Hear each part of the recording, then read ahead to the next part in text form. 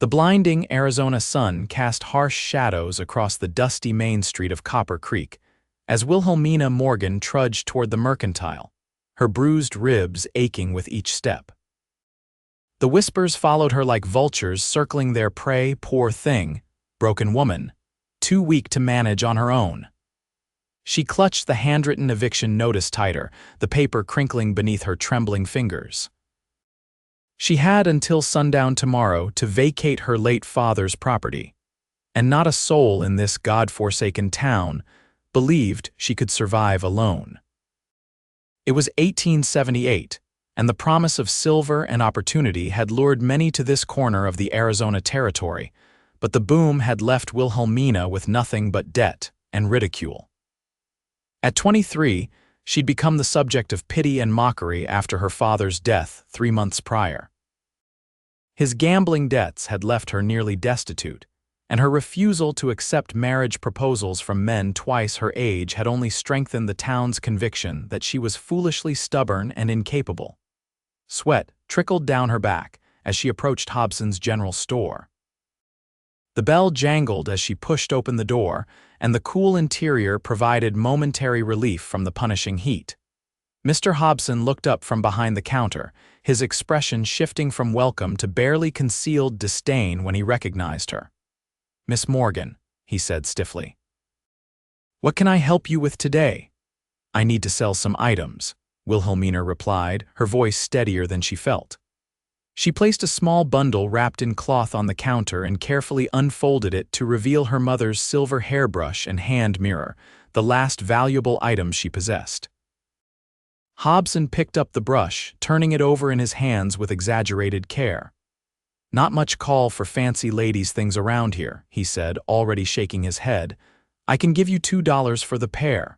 They're sterling silver, Mr. Hobson, worth at least 20. "Maybe in New York City," he replied with a condescending smile. "But this is Copper Creek, Miss Morgan. $2 is my offer." The humiliation burned hotter than the desert sun. $2 wouldn't even cover a week's worth of food, let alone help her find new lodgings. But with the bank foreclosing on her father's property, she had few options. $3, she countered, hating the pleading note in her voice. $2.50, and that's being generous considering your situation. Before she could respond, the door swung open and the bell jangled again. The sudden shift in Hobson's expression from dismissive to deferential told her someone of importance had entered. She turned to see a man she didn't recognize, tall and broad-shouldered, his face partially shadowed by a wide-brimmed hat. Dust covered his clothes, suggesting he'd been riding for some time. "Afternoon," the stranger said, his deep voice carrying a hint of Texas in its cadence. He nodded politely to Wilhelmina before addressing the shopkeeper. "Need some supplies if you'd be so kind." "Of course, sir," Hobson replied, all but shoving Wilhelmina's treasured items aside. "Just let me finish with Miss Morgan here." The stranger's eyes a striking blue that reminded Wilhelmina of the summer sky before a thunderstorm moved from Hobson to the silver items on the counter, then to the crumpled eviction notice still clutched in her hand. "Don't rush on my account," he said evenly. Hobson's smile tightened. "As I was saying, Miss Morgan, $2.50 is my final offer."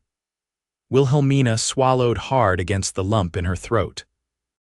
She needed the money, but selling her mother's precious items for a fraction of their worth felt like another defeat, another confirmation of what everyone in town already believed, that she was weak, incapable, broken.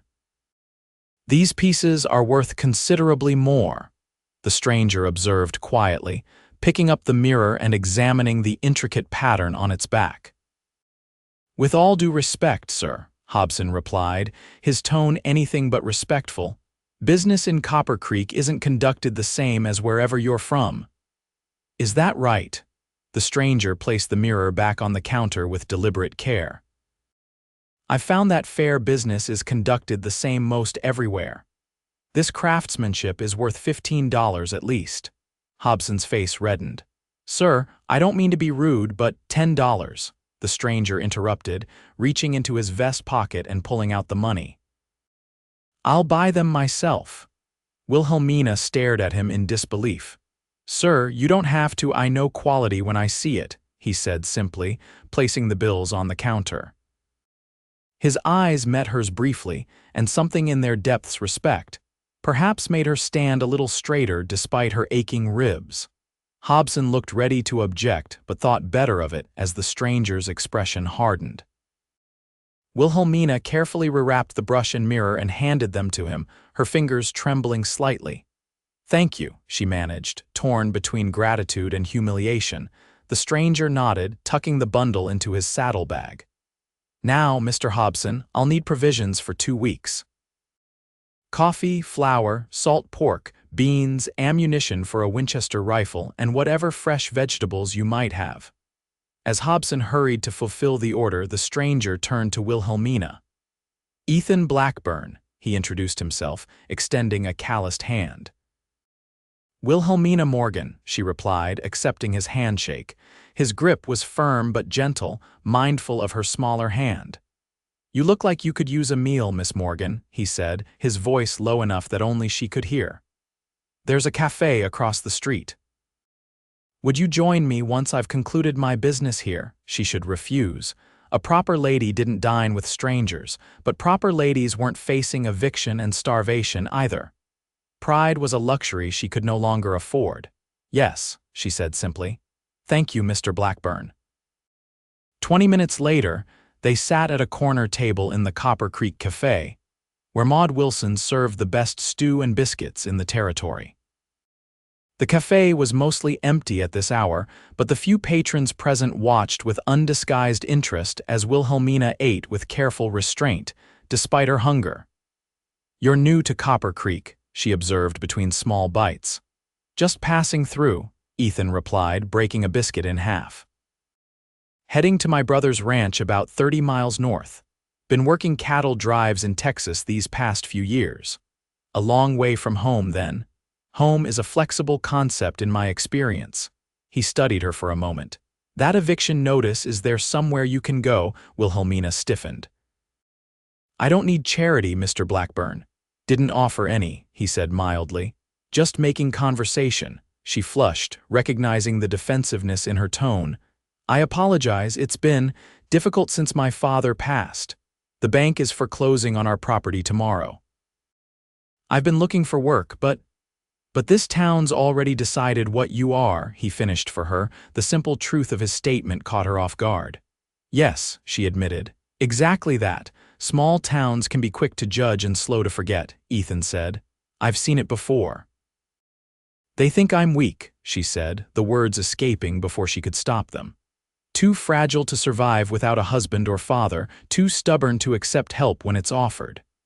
Is that what they call help around here, marrying you off to the highest bidder? His eyes narrowed slightly. I noticed how some of the men look at you. Those aren't offers of help, Miss Morgan. Wilhelmina looked down at her plate, uncomfortable with his perception. My father was respected once, before the drink and gambling took hold. Now his debts are mine, and so is his tarnished reputation. Debts can be paid, reputations rebuilt. Ethan leaned forward slightly. But only if you're given a fair chance. Fair chances are in short supply for women alone in mining towns, she said with a bitter smile. They ate in silence for a few moments before Ethan spoke again. My brother's ranch is short-handed. He's looking for a cook and housekeeper. The pay is fair, and you'd have a room of your own in the main house.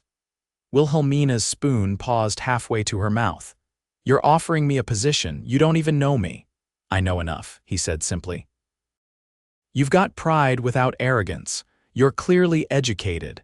And despite what this town might think, I suspect you're stronger than most give you credit for. You can't possibly know that. The bruises on your arms tell me someone's been rough with you, he said quietly. Yet here you are, head high, making your own way. That takes strength. Wilhelmina instinctively touched her sleeve where it covered the bruises left by Sheriff Dawson's grip when she'd refused his advances the previous week. She hadn't realized they were visible. She began, then faltered. You don't have to explain, Ethan assured her. But my offer stands. My brother's a good man, the work's honest, and you'd be treated with respect. The possibility of escape from Copper Creek and its judgmental stares was almost too tempting to consider, but suspicion tempered her hope. Why would you help me? What do you want in return? Instead of being offended, Ethan seemed to appreciate her directness. Nothing from you personally. My brother asked me to find someone suitable for the position, and I believe you fit the requirements. That's all. Wilhelmina considered his words. 30 miles was far enough to escape Copper Creek's gossip, but close enough that she could return if the arrangement proved unsuitable. And with the eviction looming, her options were dwindling by the hour. I would need to gather my belongings, she said finally. And settle a few matters here first. Ethan nodded. I plan to leave at first light tomorrow. Would that give you enough time? Yes, she replied, making a quick mental inventory of her few possessions. More than enough. Good. He finished his coffee. I'll meet you at the livery stable at dawn, Mr. Blackburn, she said as he stood to leave. Thank you for the meal and for seeing more than others have bothered to. Something flickered in his eyes, recognition, perhaps, or understanding. Rest well, Miss Morgan. Tomorrow will be a long day's ride. After he left, Wilhelmina remained at the table, finishing the stew despite the curious stares of the other patrons. For the first time in months, she felt a glimmer of possibility. Whether Ethan Blackburn's offer was genuine or not remained to be seen, but it represented something precious, a choice that was hers alone to make. Later that evening, as Wilhelmina packed her meager belongings into a single trunk, a sharp knock at the door startled her. She opened it cautiously to find Sheriff Dawson looming on her porch, his expression thunderous. Evening, Willie, he drawled, using the diminutive she despised. Heard you had a visitor in town today. Good evening, Sheriff, she replied stiffly, blocking the doorway. My personal acquaintances are hardly matters of law enforcement interest. Everything in this town is my business, he countered, stepping forward until she was forced to retreat or be touched by him. He entered uninvited, his gaze sweeping over the half-packed trunk. Going somewhere. The bank is foreclosing tomorrow. You know this. I offered you a solution, Dawson reminded her, his voice dropping to what he probably thought was a seductive tone. At 42, with a paunch straining his belt and tobacco-stained teeth, he was hardly the romantic figure he imagined himself to be. My offer still stands. Marry me and these financial troubles disappear. Along with my dignity, Wilhelmina replied. I've declined your proposal 3 times, Sheriff. My answer remains the same, his expression hardened. That cowboy put notions in your head. Men like him don't respect women, Willie. They use them and move on. Unlike you, who respects me so much you refuse to accept my decisions. She gestured to the door. Please leave. Instead, Dawson moved closer, backing her against the wall. You're making a mistake. This town's already talking about you dining with a stranger. Your reputation, my reputation, was decided the moment my father died, she interrupted. Nothing I do will change how Copper Creek sees me, but I can change where I am seen. His hand shot out, gripping her upper arm just where the previous bruises were still healing. Pain flared, but Wilhelmina refused to show it. You're not leaving with him, Dawson growled. I won't allow it. Remove your hand, she said, her voice steady despite her racing heart. Now. Or what? You'll scream. Who would come to your aid? Everyone in town knows you're difficult, ungrateful. I believe the lady asked you to release her. Both Wilhelmina and Dawson turned toward the voice. Ethan Blackburn stood in the open doorway, his posture relaxed but his eyes hard as flint. This doesn't concern you, stranger, Dawson said, though his grip on Wilhelmina's arm loosened slightly. A law officer assaulting a citizen concerns everyone, Ethan replied, stepping into the small parlor. Especially when that citizen is a lady who's asked him to leave her home. Dawson released Wilhelmina and turned to face Ethan. I'm enforcing the law. This property is being seized by the bank tomorrow. I'm ensuring Miss Morgan understands her situation. By leaving bruises. Curious method of law enforcement. The sheriff's hand drifted toward his holster. I could arrest you for interfering with official business. You could try, Ethan agreed, his voice eerily calm. But then you'd have to explain to a judge why you were alone in a lady's home against her wishes. And why you were handling her roughly enough to leave marks. The two men stared at each other for a long moment before Dawson broke eye contact, glancing at Wilhelmina. "This isn't over," he warned her. "Yes," she replied firmly. "It is." After another tense silence, Dawson stormed past Ethan and out the door, slamming it behind him. Wilhelmina exhaled shakily, pressing a hand against the wall to steady herself. "Thank you," she managed, "though I fear you've made an enemy." "Not my first," Ethan said, removing his hat. "I came to check if you needed help with preparations. Seems I arrived at an opportune moment." "He's been persistent since my father died," she explained, rubbing her arm where Dawson's fingers had dug in. "The sheriff holds considerable influence in Copper Creek." "Men like that mistake their position for character," Ethan observed. "Are you all right?" "Yes," she said, though the tremor in her voice betrayed her. "Just shaken." Ethan glanced around the modest home, taking in the sparse furnishings and the single trunk. "Is there anything you need help moving?" Grateful for the change of subject, Wilhelmina gestured to her trunk. "That's all I'm taking. Everything else belongs to the bank now." His eyes lingered on a small framed photograph on the mantel. Wilhelmina as a child, standing between her parents. "Family, my parents," she confirmed. "Mother died of influenza when I was 12. Father passed 3 months ago. Heart failure, though the doctor said years of drinking hadn't helped." Ethan nodded, understanding in his eyes. "My condolences. Losing family changes a person." "You speak from experience." "My parents died in a fire when I was 16, he said simply. "My brother raised me after." "I'm sorry," Wilhelmina offered, recognizing a deeper grief in his brief words. "It was a long time ago." He returned his hat to his head. "I'll come for you at dawn." "Try to get some rest, Miss Morgan." "Mr. Blackburn," she called as he reached for the door handle. "Why are you helping me?" "Truly," he paused, considering her question. "Because sometimes all a person needs is someone to believe they're capable when everyone else has decided they're not." His eyes met hers, clear and direct. "Good night, Miss Morgan." After he left, Wilhelmina finished packing, adding the photograph of her family as the final item. Despite the confrontation with Dawson, a strange calm had settled over her. Tomorrow she would leave Copper Creek behind, along with its judgment and cruelty. Whether Ethan Blackburn's brother's ranch offered sanctuary or merely different challenges remained to be seen, but for the first time in months, she was moving forward instead of merely surviving. As promised, Ethan appeared at dawn, leading 2 horses, his own sturdy buckskin gelding and a gentle-looking bay mare. "The mare's from the livery," he explained as he secured Wilhelmina's trunk behind the saddle. "Owner owed me a favor. She's steady and sure-footed." Wilhelmina approached the horse cautiously. Though she had ridden in her youth, it had been years since she'd been on horseback.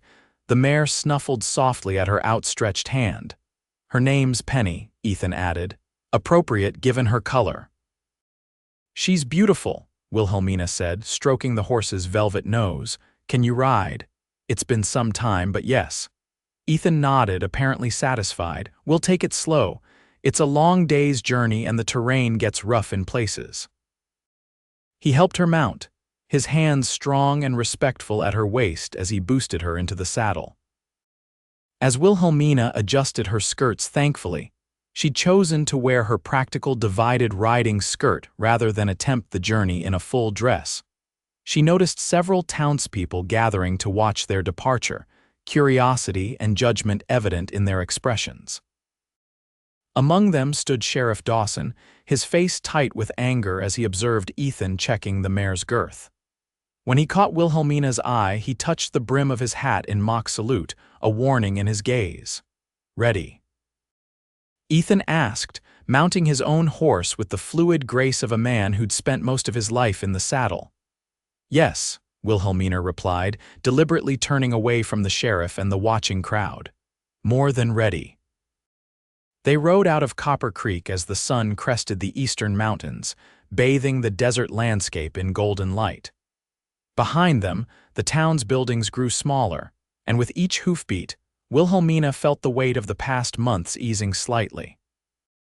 They traveled north, following a trail that wound through saguaro-studded foothills. As the morning progressed, Wilhelmina's confidence on horseback returned, and she found herself enjoying the rhythm of the ride despite her sore muscles. "You're a natural," Ethan observed during a brief rest to water the horses at a small stream. "Most city folks struggle more after years without riding." "I wasn't always in town," she explained, stretching her back carefully.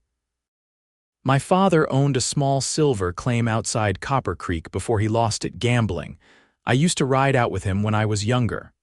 "What happened to the claim?" "The same thing that happened to everything else," she said with a shrug. "Cards, whiskey, and poor judgment. By the time he died, all that was left was the house in town, and that was mortgaged to the hilt." Ethan handed her his canteen. "Must have been difficult watching him lose everything." "The hardest part was watching him lose himself," she admitted, taking a careful sip of the cool water. "He was a good man once, educated, ambitious. After Mother died, something in him just broke." "Grief affects people differently," Ethan said, his eyes on the horizon. "Some men drown it in a bottle, others run from it. And you, Mr. Blackburn, how did you handle your grief?" A shadow crossed his face. "I rode, took jobs on ranches, cattle drives, whatever kept me moving. My brother Walter stayed, built something permanent. We each coped in our own way. And now you're going back to him." "For a time," he agreed. "The trail gets tiresome eventually." They remounted and continued their journey, the conversation shifting to practical matters about the ranch and what would be expected of Wilhelmina there. By midday, the sun was mercilessly hot, and they stopped in the shade of a rocky outcropping to rest and eat the simple lunch. Ethan had packed jerky, hard biscuits, and dried apples. "We're making good time," he said, studying the position of the sun. "Should reach the ranch by nightfall if we maintain this pace." Wilhelmina nodded, trying to hide her discomfort. The hours in the saddle had awakened aches in muscles long unused, and her bruised ribs protested with each movement. Still, she was determined not to show weakness. This man had offered her an opportunity based on a belief in her strength. She wouldn't prove him wrong on the first day. "Tell me about your brother's ranch," she said, hoping conversation would distract from her discomfort. "The Circle BTK's modest by Texas standards," Ethan replied, leaning back against the rock. "About 2,000 acres, mostly grazing land with some good water sources. Walter runs about 500 head of cattle, keeps a few horses. He's built it up slowly over the past 10 years. "And his family," a brief hesitation. "Walter's wife died in childbirth 4 years ago. He has a daughter, Emma. She's 10 now, bright as a new penny but running wild without a woman's influence." "I'm sorry about his wife," Wilhelmina said softly. "It must be difficult raising a child alone." "He's done his best, but ranch work doesn't leave much time for raising a girl proper." Ethan glanced at her. "That's partly why he wants to hire a housekeeper. Emma needs someone to teach her the things a young lady should know." The responsibility implicit in his words gave Wilhelmina pause. "I'm not certain I'm qualified to guide a child." "You're educated, well-spoken, and from what I can tell, kind-hearted," Ethan said simply. "That's more qualification than most have." Before she could respond, a distant sound caught their attention: hoofbeats, approaching rapidly. Ethan was on his feet in an instant, hand dropping to the revolver at his hip. "Get behind the rocks," he instructed, his voice suddenly hard. Wilhelmina complied, heart pounding as she watched Ethan position himself with a clear view of the trail they'd been following. Within moments, 3 riders appeared, dust billowing behind them. Even at a distance, she recognized Sheriff Dawson's bulky form in the lead. "Trouble," Ethan muttered, though he didn't draw his weapon. "Stay back." The riders slowed as they approached, spreading out slightly in a manner Wilhelmina recognized as tactical. Dawson raised his hand in a gesture of greeting that didn't match the hardness of his expression. "Blackburn," he called, reining his horse to a stop about 20 yards away. "Thought you'd be further along by now." "Sheriff," Ethan acknowledged coolly, "didn't expect a farewell committee. This isn't a social call." Dawson dismounted, as did his companion's 2 men Wilhelmina recognized as local troublemakers who often did the sheriff's dirty work. "Where's the woman?" "Miss Morgan is resting," Ethan replied. "What business do you have with her?" Dawson adjusted his gun belt, a deliberate movement designed to draw attention to his weapon. "She's wanted for questioning regarding some missing items from her father's estate. Bank claims certain valuables were removed before the property was surrendered." "That's absurd," Wilhelmina said, stepping out from behind the rocks despite Ethan's warning glance. "Everything of value was sold to pay father's debts." "Not everything, apparently," Dawson countered with a smirk. "Silver flatware is missing, along with some jewelry." "The only jewelry I had was my mother's, which I sold weeks ago," she protested, "and the silver flatware was pawned to pay for father's funeral. Bank says different." Dawson jerked his chin toward his men. "Search her things." Ethan stepped forward, blocking their path. "You have a warrant, Sheriff. Don't need one for stolen property." "You need one to search a lady's personal belongings," Ethan contradicted. "Especially on a claim that conveniently arose the moment she decided to leave town." The tension crackled between them like heat lightning. Wilhelmina moved to stand beside Ethan, refusing to cower. "This is harassment," she said clearly. "Nothing more." Dawson's face darkened. "You're coming back to Copper Creek, Willie, one way or another." "She's not going anywhere with you," Ethan stated, his hand still resting near his gun. The sheriff's eyes narrowed. 3 against 1, Cowboy, bad odds." "I've faced worse," Ethan replied evenly. "But ask yourself if it's worth dying over a manufactured charge that won't stand up to scrutiny." One of Dawson's men shifted nervously, clearly not having signed up for a potential gunfight. The sheriff noticed and scowled.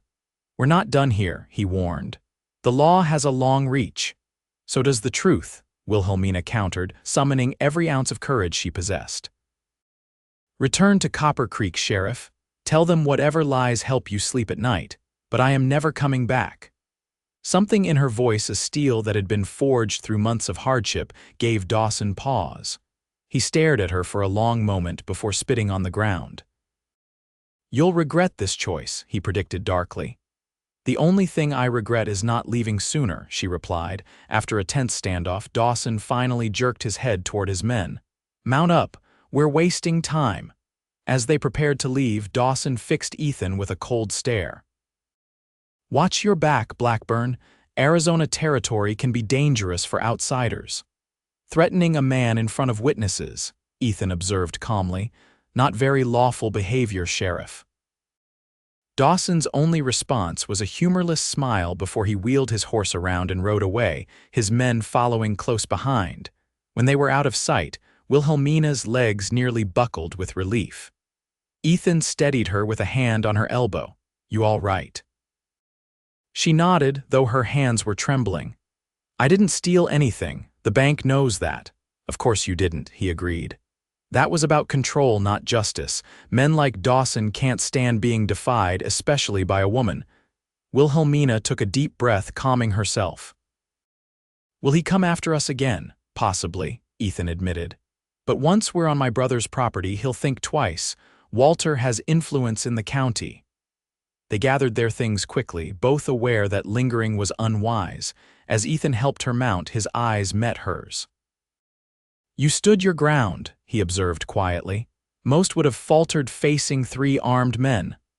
"I'm tired of being thought weak," she replied simply. Something like admiration flickered in his eyes. "Strength isn't always about physical power, Miss Morgan. Sometimes it's about standing firm when every instinct says to run." They rode hard for the next few hours, pushing the horses as much as was safe in the afternoon heat. Wilhelmina endured the punishing pace without complaint, though by late afternoon, every muscle in her body screamed for relief. The landscape gradually changed as they traveled north. the flat desert giving way to rolling hills covered with mesquite and scattered juniper trees. In the distance, mountains rose against the sky, their peaks tinged purple in the late afternoon light. "Not much further now," Ethan assured her as they crested a ridge. "See those cottonwoods in the valley? They mark Silverwater Creek, the boundary of my brother's property." Wilhelmina shaded her eyes, making out the line of green trees winding through the valley below. The sight of water, real water, not just the occasional dry wash or seasonal stream, was almost as welcome as the promise of journey's end. The sun was setting by the time they reached the creek, its waters running clear and swift over a rocky bed. The horses drank eagerly while Ethan and Wilhelmina stretched their legs. "The main house is about 2 miles further," Ethan said, watching as Wilhelmina discreetly tried to ease the stiffness in her back. "Think you can make it?" "Of course," she replied, though in truth, she wasn't certain her legs would support her for another moment, let alone another 2 miles of riding. Ethan studied her for a moment before reaching into his saddlebag. He retrieved a small flask and offered it to her.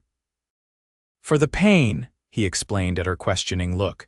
"Just a sip. It'll help until we reach the house."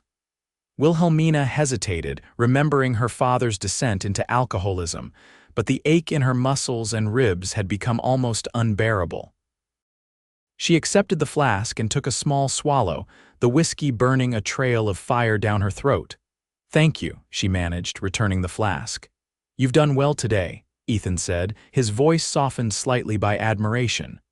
"Most city folks would have complained nonstop about a ride like this." "I've had ample practice keeping discomfort to myself these past months," she replied wryly. The final stretch of their journey passed in relative silence, both too tired for conversation. The moon had risen, silver and full, by the time they rode into the ranch yard. Lantern light spilled from the windows of a substantial 2-story house, and somewhere a dog barked at their approach. The front door opened, framing a tall man silhouetted against the warm light from within. "About time you showed up," he called, his voice similar to Ethan's but with a deeper timbre. "Was beginning to think you'd decided to keep riding clear to California." "Had a few delays," Ethan replied, dismounting and moving to help Wilhelmina from her horse. Her legs buckled as they touched the ground, and she would have fallen if not for Ethan's strong hands steadying her. "Easy," he murmured. "You're safe now." The man from the doorway approached, his features becoming clear in the moonlight. Walter Blackburn resembled his younger brother in build and coloring, though his face bore more lines and his dark hair was touched with gray at the temples. "You must be Miss Morgan," he said, his gaze taking in her exhausted state with concern. "Welcome to the Circle B. I'm Walter Blackburn." "Wilhelmina Morgan," she replied, summoning the last of her strength to stand straight and offer her hand. "Thank you for the opportunity, Mr. Blackburn." Walter's handshake was firm but gentle like his brother's. "You look done in," he observed candidly. "Let's get you inside." Rosa's kept supper warm, and there's hot water for washing up. The promise of food and hot water nearly undid Wilhelmina's remaining composure. She managed a nod, and with Ethan's steadying hand at her elbow, followed Walter into the house. The interior was surprisingly comfortable, not luxurious, but clean and well-appointed with solid furniture and colorful woven rugs covering the plank floors. A Hispanic woman of late middle age appeared from what Wilhelmina presumed was the kitchen, wiping her hands on her apron. "Rosa," Walter said, "this is Miss Morgan, our new housekeeper." Rosa's dark eyes were kind as she nodded in greeting. "Welcome, señorita. You must be hungry after such a journey." "Thank you," Wilhelmina managed, though what she truly craved was solitude and rest. Reading her exhaustion, Walter gestured toward the stairs. "Rosa, perhaps you could show Miss Morgan to her room first. Supper can wait until she's had a chance to freshen up." "Of course, señor," Rosa agreed, beckoning to Wilhelmina. "Come, I will show you. Your trunk is already upstairs." Ethan must have arranged for someone to bring it in, though Wilhelmina hadn't noticed in her fatigue. She turned to thank him, but he was already engaged in quiet conversation with his brother, their heads bent close together. She followed Rosa up the stairs, each step an exercise in willpower as her muscles protested. The housekeeper led her to a room at the end of the hallway, opening the door to reveal a space that seemed impossibly welcoming after months of uncertainty. Though modest in size, the bedroom was clean and comfortable, with a brass-framed bed covered in a colorful quilt, a small dresser, washstand, and a rocking chair by the window. Her trunk sat at the foot of the bed, and a copper tub had been positioned near the fireplace, steam rising from the water within. "I thought you might want a proper bath after such a long ride," Rosa explained, moving to add more hot water from a kettle warming on the small fireplace. "There is soap and towels. Take your time, I will bring up some food when you are ready." Tears pricked at Wilhelmina's eyes at this simple kindness. "Thank you," she whispered. Rosa patted her arm gently. "Rest now, señorita. Tomorrow is soon enough to worry about duties and arrangements." After the housekeeper left, Wilhelmina stood motionless in the center of the room, overwhelmed by the day's events and the stark contrast between the uncertainty of dawn and the relative security of her current situation. 24 hours ago, she had been facing eviction and possibly Dawson's unwanted advances. Now she was miles away in a strange house, employed by people she barely knew. The bath beckoned, promising relief for her aching body. Slowly, she removed her dusty traveling clothes and slipped into the water, a soft moan escaping her lips as the heat soothed her sore muscles.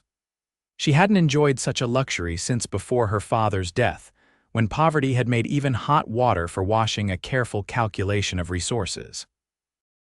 As she bathed, Wilhelmina reflected on the events that had brought her here.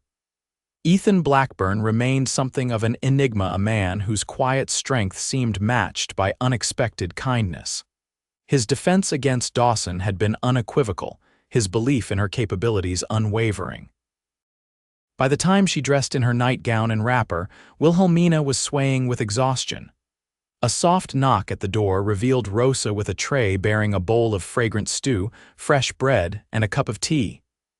"You should eat something before sleeping," the housekeeper advised.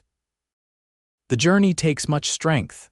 "Thank you," Wilhelmina said, accepting the tray. "I'm afraid I won't be much company tonight." "There is time for conversation tomorrow," Rosa assured her. "Sleep well, señorita." Wilhelmina managed to eat half the stew and a few bites of bread before exhaustion claimed her. She barely remembered placing the tray on the dresser before collapsing onto the bed, where sleep took her almost instantly. She woke disoriented, sunlight streaming through curtains she didn't recognize. For a moment, panic gripped her until memory returned: the ride, Dawson's pursuit, the arrival at the Circle B. She was no longer in Copper Creek but 30 miles north in the home of Walter Blackburn.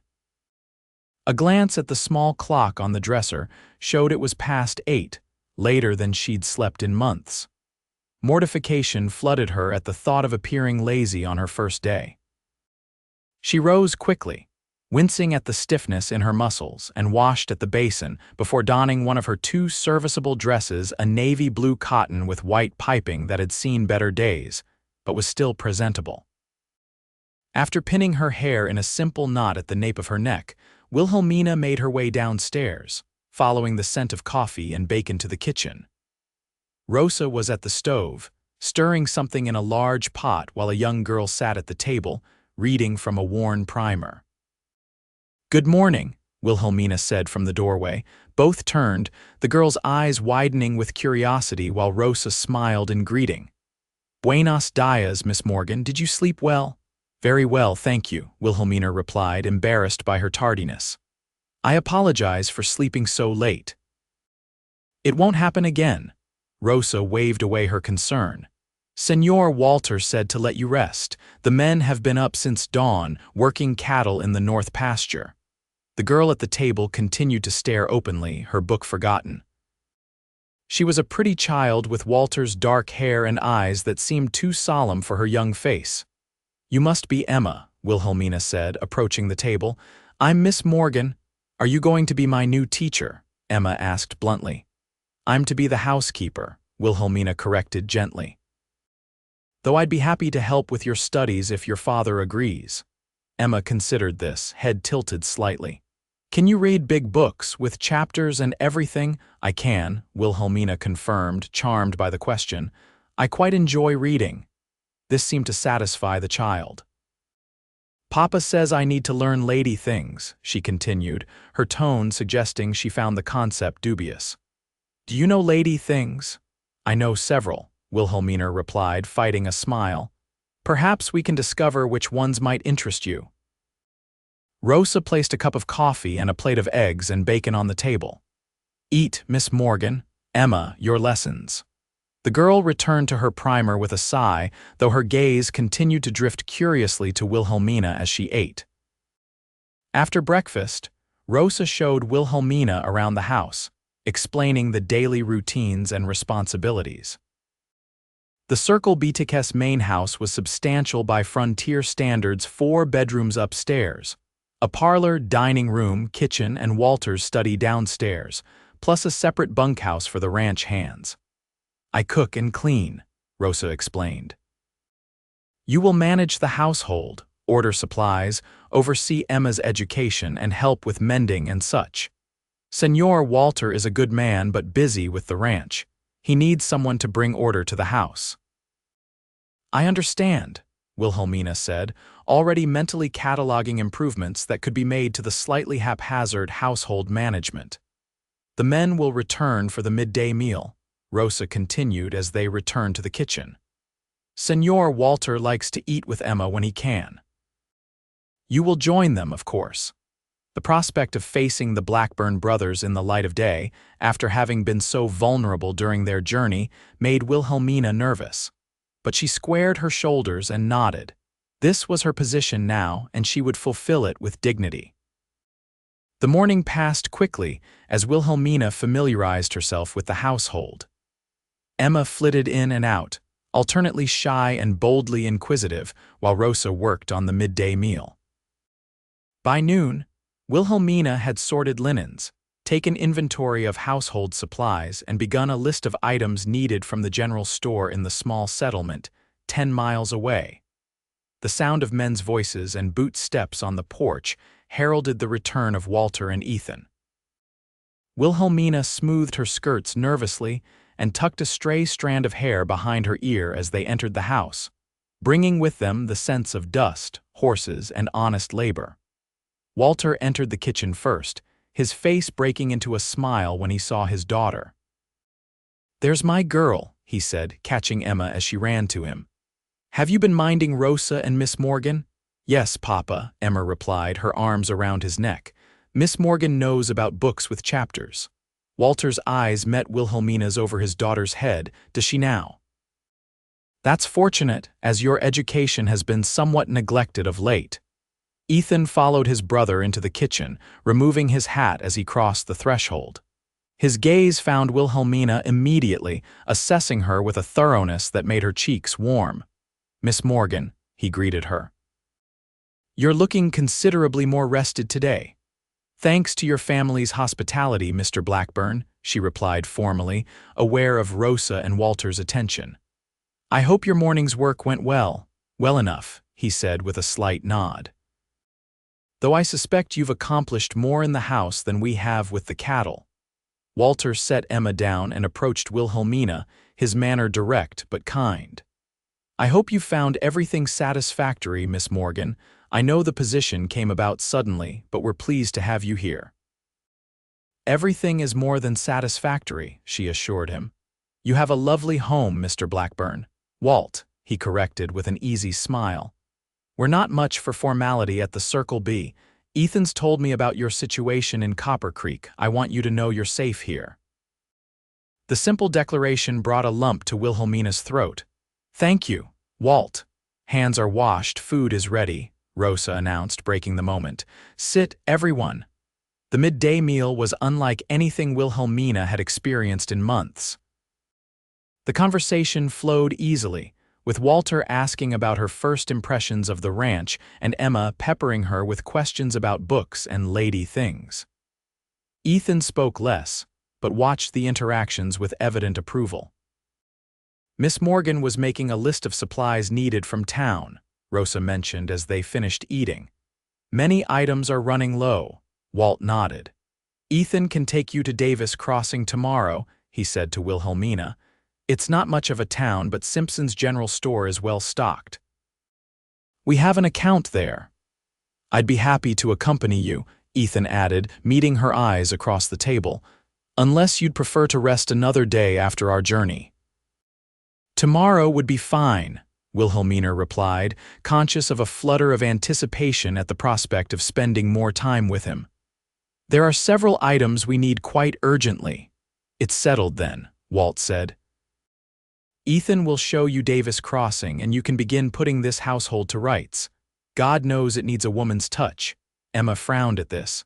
I'm a girl, Papa, don't I count? Walt's laugh was warm as he ruffled his daughter's hair. You count for everything, little one. But you've been more interested in horses than housekeeping.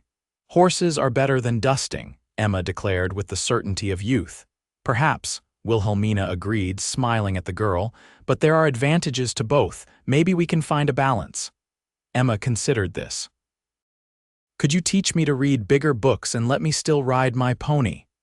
I believe that could be arranged, Wilhelmina replied, glancing at Walt for confirmation. He nodded, gratitude evident in his expression. A fine compromise. Now, if you ladies will excuse us, there's work waiting. As the men prepared to return to their duties, Ethan paused beside Wilhelmina. Will you be all right here? He asked quietly. I know everything's still new. I'll be fine, she assured him. Your family has been most welcoming. Something flickered in his eyes at her use of your family, though she couldn't interpret its meaning. Good, he said simply. Until tomorrow, then. After the men departed, Wilhelmina threw herself into household tasks, grateful for purposeful work after months of uncertainty. She spent the afternoon teaching Emma for an hour, then sorting through damaged clothing that needed mending while the girl practiced her reading aloud. By evening, a sense of cautious optimism had taken root in Wilhelmina's heart. The Circle B offered not just employment but a respite from judgment and cruelty. For the first time since her father's death, she felt she might be valued for her capabilities rather than pitied for her circumstances. After supper, as Emma reluctantly prepared for bed, Wilhelmina found herself alone in the parlor with Ethan. Walt had retired to his study to review ranch accounts, and Rosa had gone to her small cabin behind the main house. Ethan stood by the window, looking out at the star-filled sky, a glass of whiskey in his hand. Wilhelmina hesitated in the doorway, uncertain whether to intrude on his solitude. You can come in, Miss Morgan, he said without turning. I don't bite. She entered the parlor, moving to the opposite window. I wanted to thank you properly, she said. For everything you've done, you've already thanked me, not adequately. She clasped her hands together, gathering her thoughts. You could have simply ridden through Copper Creek without a second glance. Instead, you offered me a chance when no one else would. Ethan turned to face her, his expression thoughtful in the lamplight. I recognized something in you, he said after a moment. A kind of determination that has nothing to do with physical strength. What do you mean? I've known men twice your size who'd have broken under the weight you've carried, he explained. Yet there you were, still fighting when everyone expected you to surrender. Wilhelmina shook her head slightly. I nearly did surrender if you hadn't arrived when you did. But you didn't, he pointed out. That's what matters. He took a sip of his whiskey. My brother needed someone capable for this position. I found that person in you. I hope I won't disappoint him, she said softly. Or you. Something shifted in Ethan's gaze, a warmth that hadn't been there before. I don't think that's possible, Miss Morgan. The quiet intensity of his words created a strange tension between them, neither uncomfortable nor unwelcome. Wilhelmina found herself noticing details she'd been too exhausted to register, before the way his dark hair curled slightly at his collar, the faint scar that bisected his left eyebrow, the strong line of his jaw beneath several days' growth of beard. The moment stretched between them until Emma's voice calling from upstairs broke the silence. "Miss Morgan, I can't find my book." Wilhelmina stepped back, suddenly aware of how close they'd drawn to each other. "I should go to her," she said, her voice not quite steady. Ethan nodded, the corner of his mouth lifting slightly. "Good night, Miss Morgan." "Good night, Mr. Blackburn," she replied, then added softly, "Ethan." His smile deepened at her use of his given name, but he said nothing more as she left the parlor. Later, as Wilhelmina lay in bed listening to the unfamiliar night sounds of the ranch, she reflected on the strange twists of fate that had brought her here. 4 days ago, she had been facing destitution and despair in Copper Creek. Now she was employed, respected, and most unexpectedly intrigued by a man whose quiet strength matched a kindness she had almost forgotten could exist. Sleep came easily that night, untroubled by the fears that had plagued her for months. Whatever challenges tomorrow might bring, Wilhelmina felt, for the first time in a very long while, equal to facing them. The journey to Davis Crossing the following day revealed a different side of Ethan Blackburn. Away from the immediate crisis of their flight from Copper Creek, he proved to be a knowledgeable guide to the territory, pointing out landmarks and sharing stories of the area's history as they rode at a leisurely pace.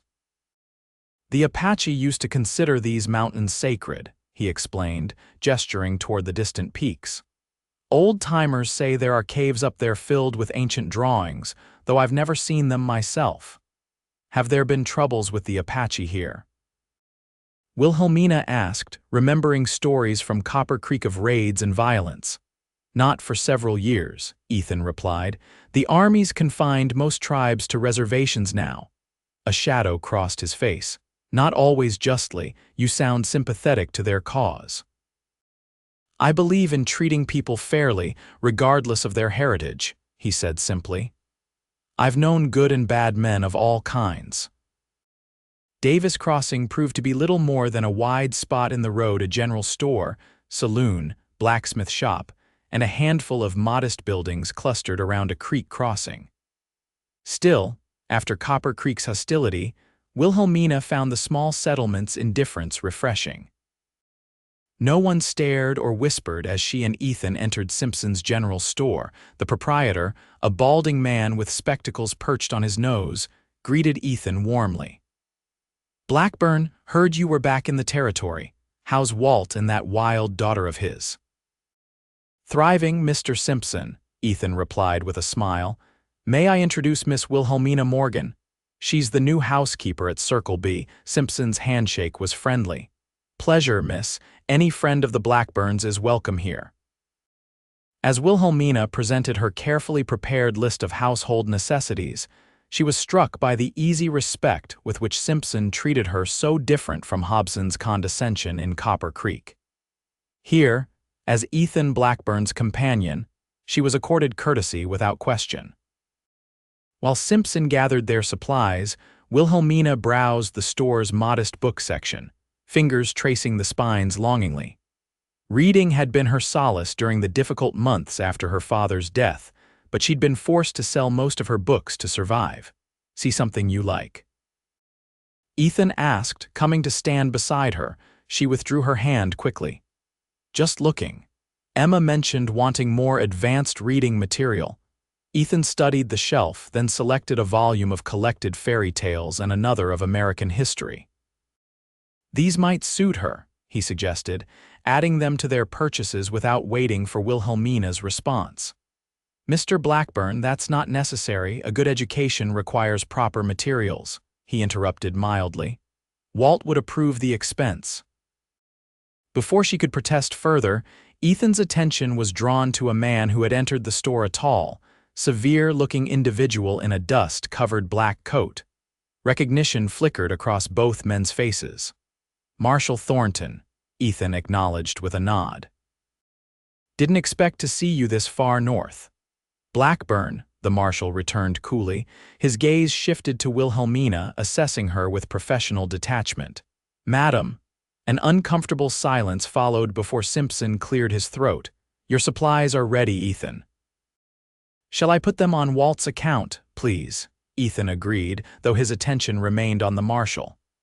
"Something brings you to Davis Crossing, Thornton, official business," the marshal replied tersely. "I'm looking for a woman from Copper Creek.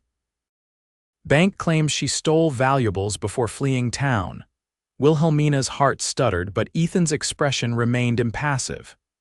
"Is that so?" Sheriff Dawson filed the complaint, Thornton continued, his gaze still on Wilhelmina. "Described her as young, auburn-haired, traveling with a cowboy matching your description." "Interesting," Ethan said, his tone deceptively casual. "Sounds like Dawson's casting a wide net. You wouldn't know anything about that, would you, Blackburn? About Dawson's methods, more than I'd like." Ethan moved slightly, positioning himself between Wilhelmina and the marshal. "But if you're asking if I've helped anyone steal from a bank, the answer is no." Thornton's eyes narrowed. "And the lady, Miss Morgan, is employed at my brother's ranch," Ethan replied evenly. "I'd vouch for her character with my life." The marshal studied them both for a long moment before nodding slightly. "I see. Well, if you happen to hear anything about this Copper Creek woman, I'd appreciate being informed." "Of course, Marshal," Ethan agreed, though his tone suggested otherwise. "Always happy to assist the law." After Thornton departed, Wilhelmina released a shaky breath. "He knows," she whispered. "Dawson must have described me specifically." "Thornton's no fool," Ethan acknowledged, helping Simpson load their supplies onto the wagon they'd brought. "But he's also not Dawson's errand boy. If he had real evidence against you, he'd have made an arrest." "What if he returns to the ranch?" "Let me worry about that," Ethan said, assisting her onto the wagon seat before climbing up beside her. "Walt and I have some influence in these parts. Thornton won't move against you without solid proof, which Dawson can't provide for a crime that never happened." As they drove back toward the Circle B, Wilhelmina couldn't shake her unease. "I've brought trouble to your family's doorstep," she said finally. "Perhaps I should move on, find work elsewhere." Ethan's hands tightened on the reins. "Is that what you want?" "No," she admitted, "but I won't repay your kindness by creating difficulties." "Wilhelmina," he said, using her given name for the first time, "you've faced worse than a marshal asking questions. Don't let Dawson chase you from a place where you're valued." The simple sincerity in his words eased some of her anxiety. "Thank you," she said softly, "for believing in me when you have little reason to do so." "I have every reason," he countered. "I've seen your strength firsthand." They rode in companionable silence for a time, the wagon creaking beneath them as the horses maintained a steady pace.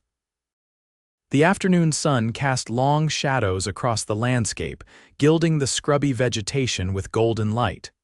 "May I ask you something?" Wilhelmina ventured after a while. "Of course." "You mentioned that grief affects people differently, that some drown it in a bottle, others run from it," she said carefully. "You've been on the trail for years since your parents died. Were you running?" Ethan was quiet for so long that Wilhelmina began to regret her question. Finally, he spoke, his voice low. "Yes," he admitted, "though I didn't recognize it as such at the time. And now," he glanced at her, something unreadable in his expression. "Now I'm beginning to wonder if there might be reasons to stop running." The implication in his words sent a flutter of warmth through Wilhelmina's chest. Before she could respond, however, a rider appeared on the trail ahead, moving rapidly toward them. As the figure drew closer, Wilhelmina recognized one of the Circle B ranch hands, his horse lathered from hard riding. "Ethan," the man called, reining his mount alongside the wagon. "Been looking for you. There's trouble at the north boundary. Rustlers hit during the night. Walt sent me to fetch you." Ethan's expression hardened. "Anyone hurt?" Pete took a bullet in the shoulder. "Doc's with him now." "Walt and the boys are tracking the rustlers, but they've got a good lead." "How many head did they take?" 20, maybe more, all prime stock." Ethan nodded grimly. "Take the wagon and Miss Morgan back to the house," he instructed. "I'll ride ahead and join Walt." "Mr. Blackburn," Wilhelmina began, alarmed by the sudden danger. "Don't worry," he assured her, already transferring the reins to the ranch hand. This isn't unusual in cattle country. He swung down from the wagon and untied his horse from the back. I'll return as soon as I can. Before she could say more, he mounted and rode off at a gallop, leaving Wilhelmina with a sense of foreboding that overshadowed the pleasant intimacy of their earlier conversation. The ranch hand who introduced himself as Jeb proved taciturn during the remainder of the journey to the Circle B, responding to Wilhelmina's questions about the rustlers with brief, uninformative answers. By the time they reached the ranch, her anxiety had blossomed into genuine fear for Ethan and Walter's safety. Rosa met them in the yard, her usually calm demeanor disrupted by worry. "Gracias a Dios you are back," she said, helping Wilhelmina down from the wagon. "Emma has been asking for her father. Has there been any word?" Wilhelmina asked as they entered the house. "Nothing since this morning," Rosa replied, lowering her voice.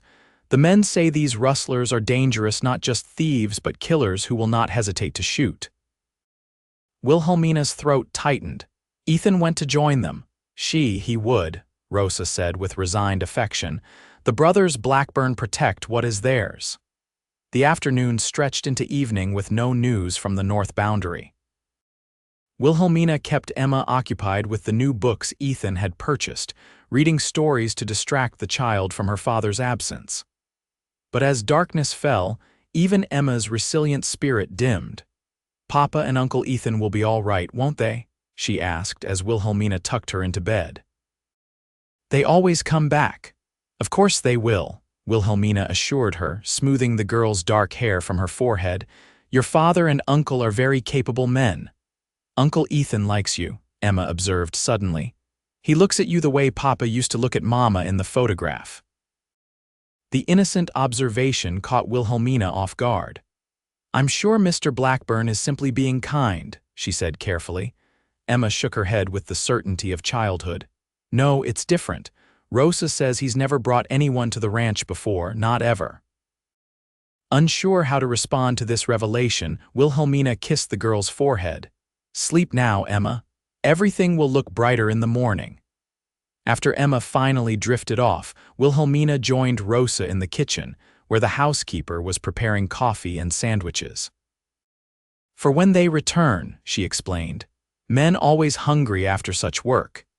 "You seem certain they will return safely," Wilhelmina observed, helping to slice bread.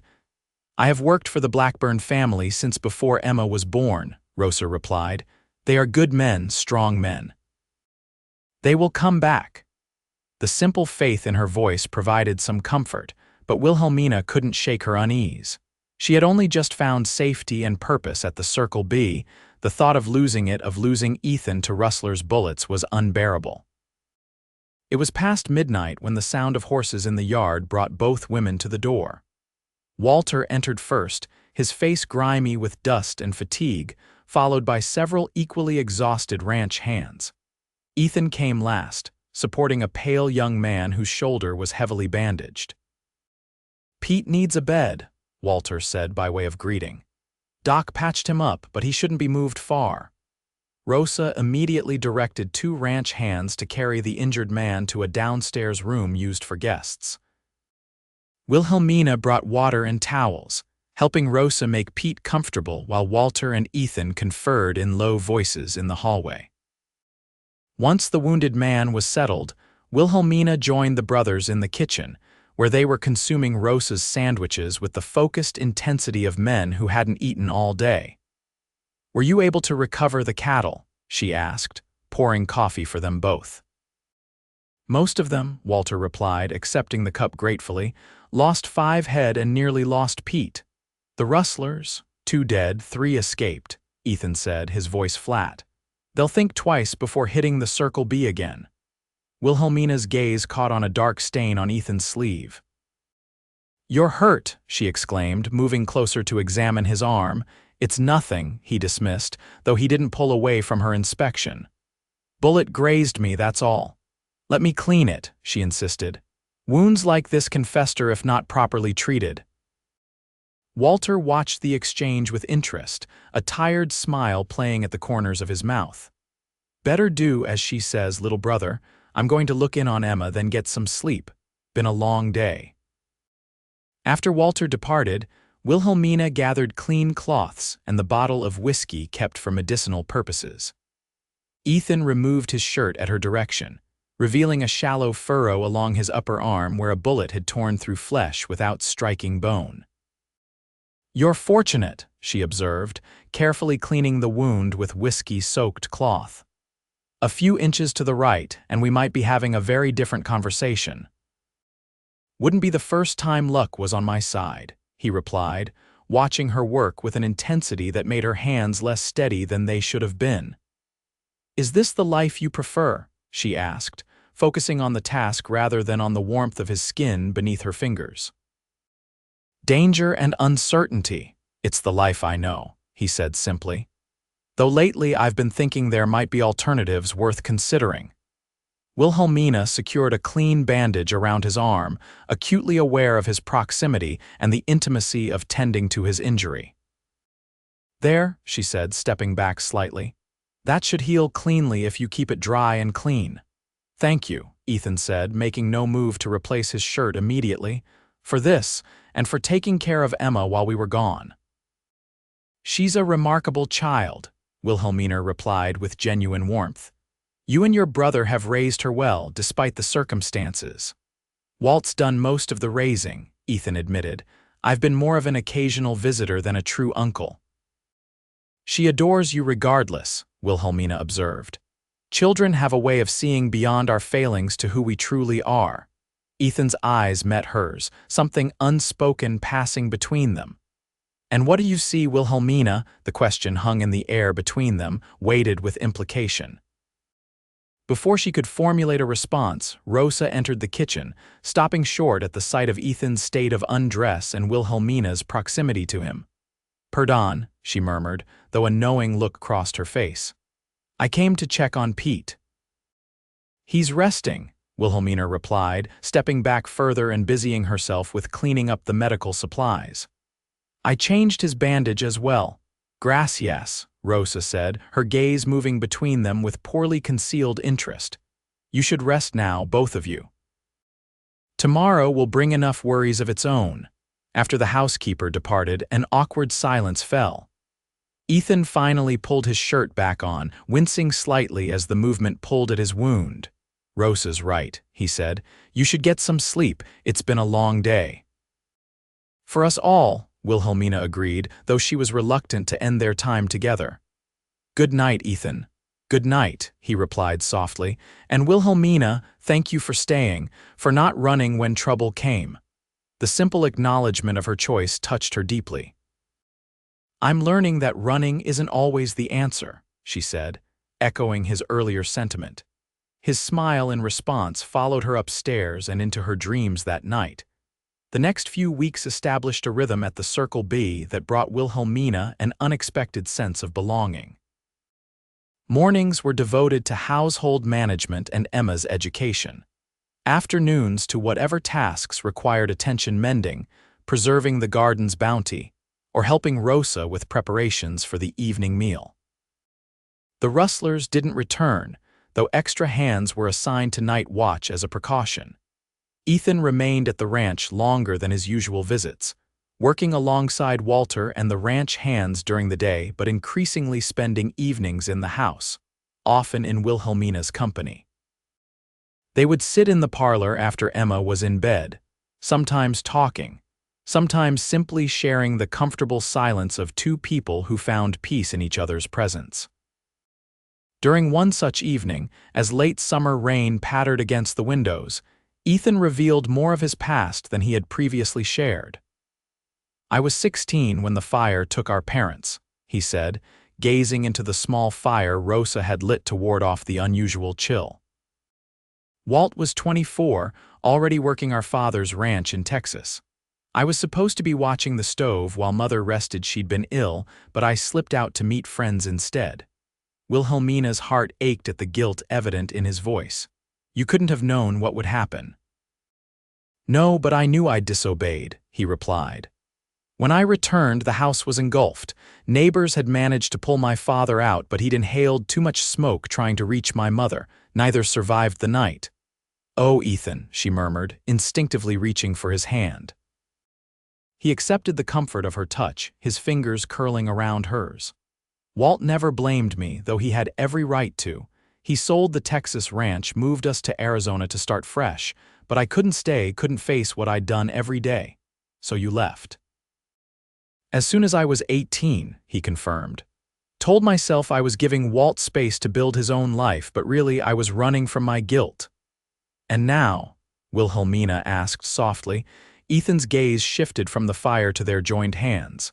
"Now I'm beginning to think it's time to stop running." His eyes met hers, vulnerability and hope mingling in their depths. "If there's a reason to stay." The implication was clear, and Wilhelmina's heart raced at what he was offering, not just his affection, but his trust, his willingness to face the past he'd been fleeing for so long. "I believe," she said carefully, "that you might find such a reason here." The moment hung between them, full of possibility, until the parlor door creaked open to reveal Emma in her nightgown, her face tear-stained. "I had a bad dream," she explained, rubbing her eyes. "About the rustlers taking Papa away." Ethan released Wilhelmina's hand as Emma climbed onto the sofa between them, seeking comfort from her nightmare. Though the intimate moment was broken, Wilhelmina found herself equally moved by the gentle way Ethan comforted his niece, assuring her that her father was safe and that bad dreams couldn't hurt her. "Miss Morgan will take you back to bed," he told Emma once her tears had subsided. "And perhaps she'll read another chapter of your new book." "Will you come too, Uncle Ethan?" Emma asked sleepily. "You do the best voices for the trolls." Ethan glanced at Wilhelmina, who smiled her encouragement. "I suppose I could," he agreed, lifting Emma into his arms. Together, they escorted the child back to her bedroom, where Ethan indeed provided remarkably convincing troll voices for the fairy tale Wilhelmina read aloud. By the time they reached the end of the chapter, Emma was fast asleep again, her earlier fears forgotten. In the hallway outside Emma's room, Ethan paused, his expression thoughtful as he gazed at Wilhelmina. "You're good with her," he observed quietly. "She's needed that a woman's influence, yes, but more importantly, someone who sees her as she is." "She's easy to love," Wilhelmina replied honestly. "You all are." The words slipped out before she could consider their implications, but Ethan's response, a slow smile that transformed his usually serious face, suggested they were welcome nonetheless. "Good night, Wilhelmina," he said softly, brushing his fingertips against her cheek in a touch so light it might have been imagined. "Good night, Ethan," she whispered, watching as he disappeared down the hallway toward his room. The following Sunday brought an unexpected visit from Marshal Thornton, who arrived during the family's midday meal. Wilhelmina's stomach clenched with fear when Rosa announced his presence, but Walter's calm demeanor as he invited the marshal to join them helped steady her nerves. "What brings you to the Circle B, Marshal?" Walter asked as Thornton took a seat at the table, declining food but accepting coffee. "Following up on some inquiries," Thornton replied, his gaze moving deliberately to Wilhelmina. "Miss Morgan, isn't it?" "Yes, Marshal," she confirmed, keeping her voice steady despite her racing heart. "I've been corresponding with Sheriff Dawson of Copper Creek," Thornton continued. "He seems quite determined to press charges against you for theft." Ethan tensed beside her, but Walter spoke before his brother could. "That's a serious accusation, Marshal. What evidence does Dawson present?" "Very little," Thornton admitted, sipping his coffee. "Which is why I rode out here personally rather than simply issuing a warrant." "There was no theft," Wilhelmina stated firmly. "Sheriff Dawson pursued me because I refused his advances, nothing more."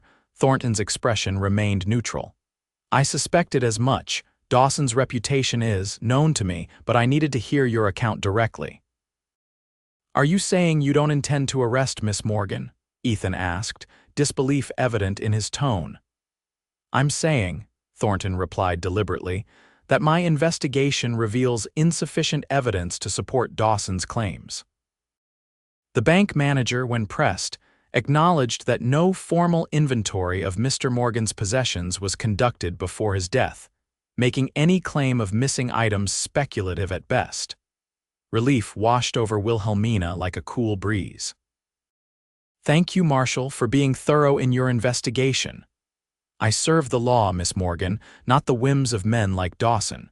Thornton set down his cup. "However, I should warn you that he's not likely to abandon his vendetta easily. The man has a reputation for holding grudges." "Dawson would be unwise to pursue this matter further," Walter stated, his normally genial tone hardened with warning. "The Circle B protects its own." The Marshal nodded, understanding the implicit message. "I'll convey that sentiment in my final report." He rose to leave, nodding respectfully to Wilhelmina. "My apologies for interrupting your meal and for any distress my inquiry may have caused." After Thornton's departure, Wilhelmina found her hands shaking with delayed reaction. Ethan noticed and covered them with his own, his touch grounding her in the present moment. "It's over," he said softly. "You're free of Dawson's accusations."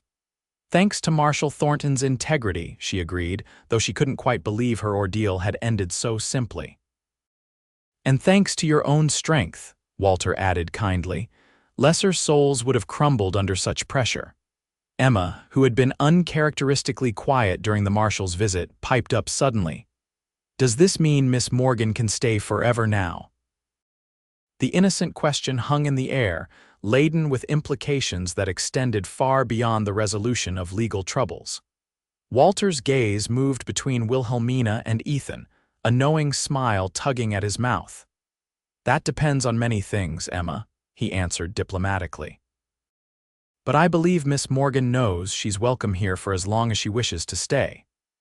Later that evening, as a spectacular sunset painted the western sky in shades of gold and crimson, Wilhelmina found Ethan on the front porch, watching the display with quiet appreciation. She joined him at the railing, drawing her shawl closer against the cooling air. "Quite a day," she observed after a comfortable silence. "One I won't forget," Ethan agreed, his gaze still on the horizon, though not because of Thornton's visit. "Oh." He turned to face her fully, his expression more open than she had ever seen it. "I've been thinking about what Emma asked at lunch about you staying forever." Wilhelmina's heart quickened. "Have you?" "Yes," he said simply. "And about how much has changed since I found you in Hobson's store being cheated out of your mother's silver." "Everything has changed," she acknowledged softly. "Not everything," he countered. "You were strong then, though few could see it. You're strong now, though in different ways."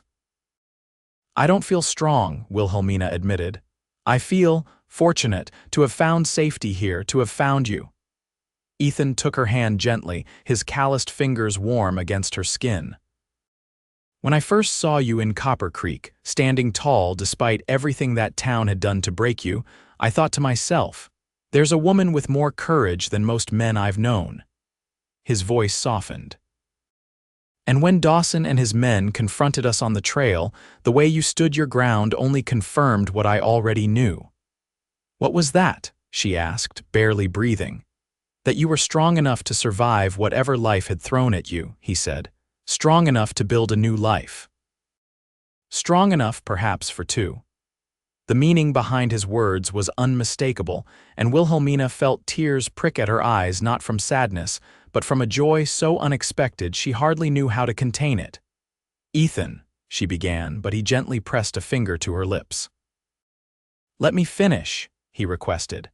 "I've spent years running from my past, from my guilt, from the possibility of building something permanent, but since meeting you, since bringing you here, I've realized something important." "What?" she whispered as he removed his finger from her lips. "That sometimes strength isn't about carrying a burden alone," he said, his voice rough with emotion. "Sometimes it's about finding someone who makes the burden lighter by sharing it." Ethan drew a deep breath, his blue eyes holding her steadily. "I love you, Wilhelmina Morgan. Not despite your struggles, but because of how you faced them. I love your kindness to Emma, Your patience with an old ranch house that's seen better days, your willingness to start again when most would have given up. Tears spilled over onto Wilhelmina's cheeks as years of loneliness and fear gave way to a hope she'd nearly forgotten could exist. "I love you too," she managed through the tightness in her throat, "for seeing strength in me when I could only see weakness. For offering help without demanding surrender. For being the kind of man I thought existed only in books." Ethan's smile was radiant as he gently wiped away her tears with his thumb. "I'm no storybook hero, Wilhelmina, just a man who's finally found a reason to stop wandering." "That's hero enough for me," she assured him, her heart so full it felt it might burst. With infinite tenderness, Ethan leaned forward and brushed his lips against hers, a first kiss as gentle as it was profound, sealing unspoken promises between them as the last light of day gilded the world around them. When they parted, Ethan kept her close, his forehead resting against hers. "Stay," he whispered, "not as our housekeeper but as my wife, as part of this family we're building." "Yes," Wilhelmina replied without hesitation, the single syllable containing all the certainty she'd lacked for so long. "Yes, I'll stay."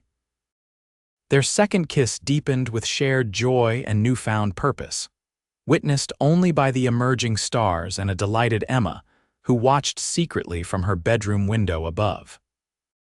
6 months later, on a clear spring day with wildflowers carpeting the hills around the Circle B, Wilhelmina Morgan became Wilhelmina Blackburn in a simple ceremony attended by ranch hands, neighbors, and even Marshal Thornton, whose gruff congratulations suggested a genuine respect for the couple. Walter stood proudly beside his brother as best man, while Emma, resplendent in a new dress sewn by Rosa and Wilhelmina, scattered flower petals with more enthusiasm than precision before taking her place as maid of honor.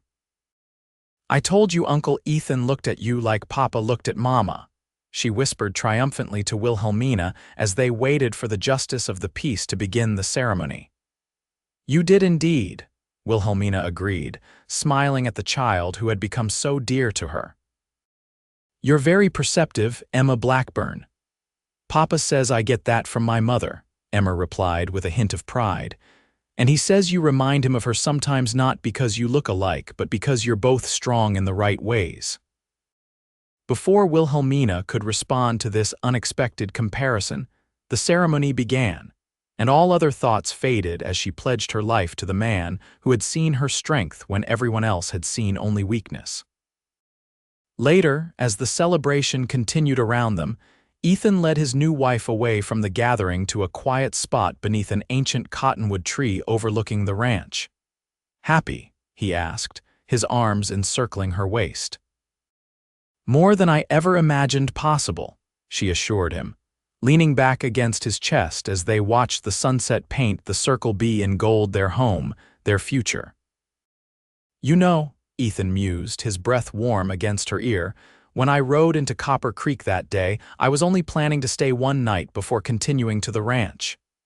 "What changed your mind?" Wilhelmina asked, though she suspected she knew the answer. "I saw a woman standing tall in the face of injustice," he replied simply. "A woman everyone had written off as too weak to survive on her own, and I thought, they're wrong about her. She's not weak at all, she's stronger than all of them combined." Wilhelmina turned in his embrace to face him, her heart full. "You were the only one who saw that," she said softly. "The only one who believed I could be more than what Copper Creek decided I was." "No," Ethan corrected gently. "I was just the first to say aloud what you already knew in your heart. You were never broken, Wilhelmina, just temporarily bent by circumstances beyond your control." She reached up to trace the beloved contours of his face, marveling at how this man, once a stranger, had become the center of her world. "Thank you," she whispered, "for saying I was strong enough for two when I wasn't certain I was strong enough for one." "I only spoke the truth," he replied, capturing her hand and pressing a kiss to her palm. "And now we're strong together, building a life neither of us thought possible a year ago." As the stars appeared one by one in the darkening sky, Wilhelmina Blackburn stood in her husband's embrace. No longer the broken woman of Copper Creek, but the beloved wife, cherished stepmother, and respected mistress of the Circle B, a transformation made possible not just by Ethan's belief in her strength, but by her own courage to embrace it. In the years that followed, their family grew to include 2 sons and a daughter of their own, while Emma blossomed into a confident young woman who combined her father's practicality with Wilhelmina's love of learning. The Circle B prospered under the combined stewardship of the Blackburn brothers, becoming one of the most respected ranches in the territory. Occasionally, news would reach them from Copper Creek how the silver boom had ended, how Sheriff Dawson had eventually been removed from office after one too many abuses of power, how the town had dwindled as the mines played out. Wilhelmina received these tidbits with equanimity, the bitterness of her time there long since replaced by gratitude for the path that had led her to Ethan and the life they had built together. Any regrets? Ethan asked her once, on their 10th anniversary, as they watched their children playing in the yard with their cousins Walter having remarried a kind widow from Davis Crossing several years after Wilhelmina and Ethan's wedding. "Not one," she replied honestly, leaning into his embrace. "Every hardship led me here to you. How could I regret the journey that brought me home?" Ethan's arms tightened around her, his love as steady and true as it had been on that porch at sunset years before. "They called you weak," he murmured against her hair. "But you knew better," she finished, turning to meet his gaze with a smile that still had the power to quicken his heart after all their years together. "I did," he agreed, bending to kiss her with tenderness that had only deepened with time. "And I always will."